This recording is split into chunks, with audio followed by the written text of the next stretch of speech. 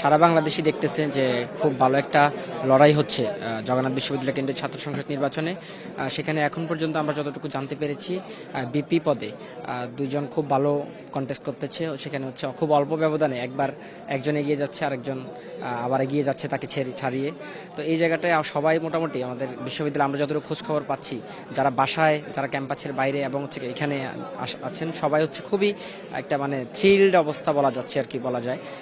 আমরা আশা করি জগন্নাথ বিশ্ববিদ্যালয়ের শিক্ষার্থীরা যাকেই নির্বাচন করুক না কেন, সে জগন্নাথের সাথে কাজ করবে। তবে খুবই একটা ভালো লাগতেছে যে জগন্নাথের এই বিপি পদে কন্টেস্টটা এবং অন্যান্য পদে, আপনি শুধু বিপি না, আপনি এজিএস পদে দেখেন সেখানে তানজিল এবং যে তার নিকটতম প্রতিদ্বন্দ্বী দুজনই কিন্তু খুব ভালো ফাইট দিচ্ছে।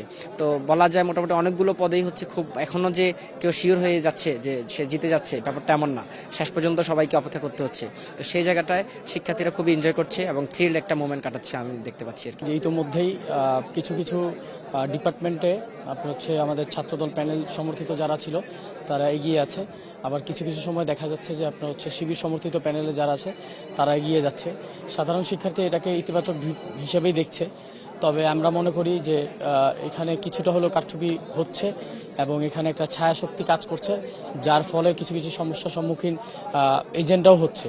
তারা সরাসরি বলছে যে আপনার হচ্ছে ভোট গণনায় কিছু সমস্যা হচ্ছে, এই জন্য তারা অনেকে দেখবেন লিখিত আবেদনও দিচ্ছে যে ম্যানুয়ালি ভোটটা গণনা করার জন্য। তো আশা করি এই সমস্যাগুলো দ্রুত সমাধান করবে প্রশাসন। প্রায় 24 ঘন্টা যাবৎ ভোট গণনা চলছে। ভোট গণনার পর থেকেই একটি একটি করে কেন্দ্রের রেজাল্ট আসতে শুরু করেছে।